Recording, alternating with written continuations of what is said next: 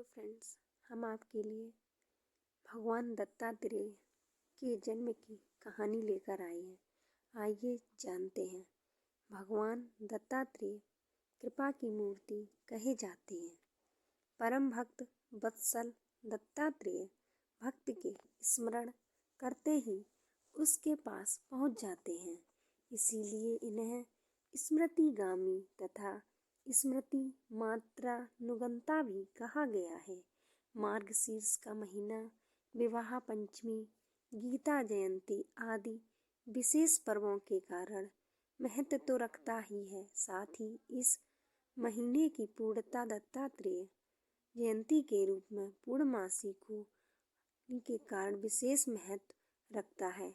सनातन वैदिक उपासना एवं संन्यास धर्म में दत्तात्रेय भगवान का विशेष महत्व है। इस पर्व के दिन सदगृहस्थों के यहाँ व्रत पूजन तो होता ही है, लेकिन दशनाम सन्यासियों के अखाड़ों में विशेष आध्यात्मिक प्रवचन भी चलते हैं, जिससे आराधना और साधना से विशेष पुण्य प्राप्त होते हैं। यह विद्या के परम आचार्य भगवान दत्ता जी के नाम पर दत्त संप्रदाय दक्षिण भारत विशेष प्रसिद्ध है। महायोगेश्वर दत्तात्रेय भगवान विष्णु के अवतार हैं। इनका अवतरण मार्गशीर्ष की पूर्णिमा को प्रदोष काल में हुआ, अतः इस दिन बड़े समारोह पूर्वक दत्त जयंती का उत्सव मनाया जाता है।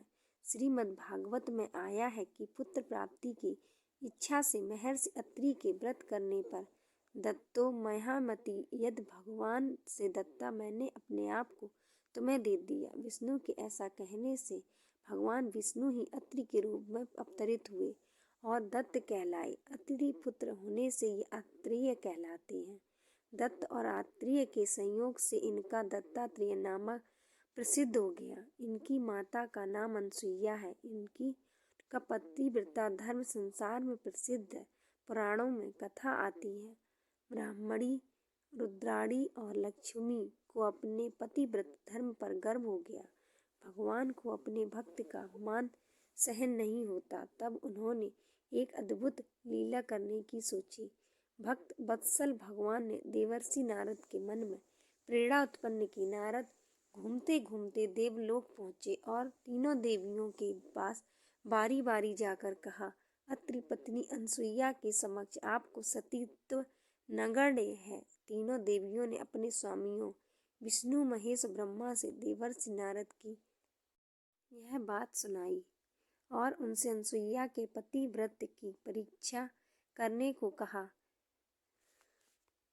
देवताओं ने बहुत समझाया, परंतु उन देवियों के हठ के सामने उनकी एक न चली।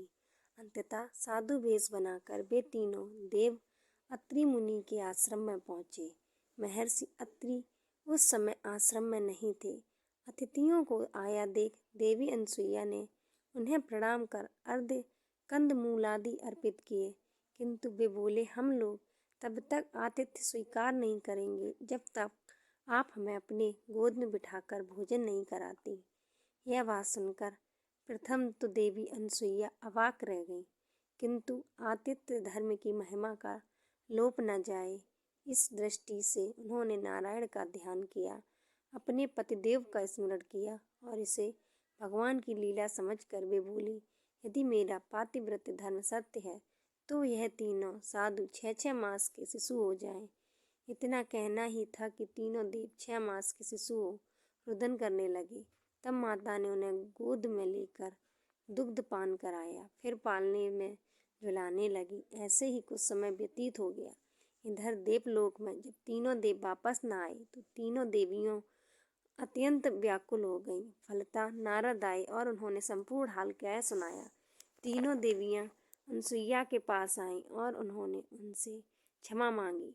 देवी अनसुईया ने अपने पातिव्रत से तीनों देवों को पूर्ण रूप में तो देवी बोली, आप तीनों देव मुझे पुत्र रूप में प्राप्त हो। तथास्तु कहकर तीनों देव और देवियां अपने अपने लोक को चले गए। कालांतर में यही तीनों देव अनसुईया के गर्भ से प्रकट हुए। ब्रह्मा के अंश से चंद्रमा, शंकर के अंश से दुर्वासा तथा विष्णु के अंश से दत्तात्रेय श्री विष्णु भगवान के ही अवतार हैं और इन्हीं के आविर्भाव की तिथि दत्तात्रेय जयंती कहलाती है। दोस्तों, आपको हमारी ये कहानी कैसी लगी कमेंट करके ज़रूर बताएं। हमारे चैनल को सब्सक्राइब करें, लाइक करें। धन्यवाद।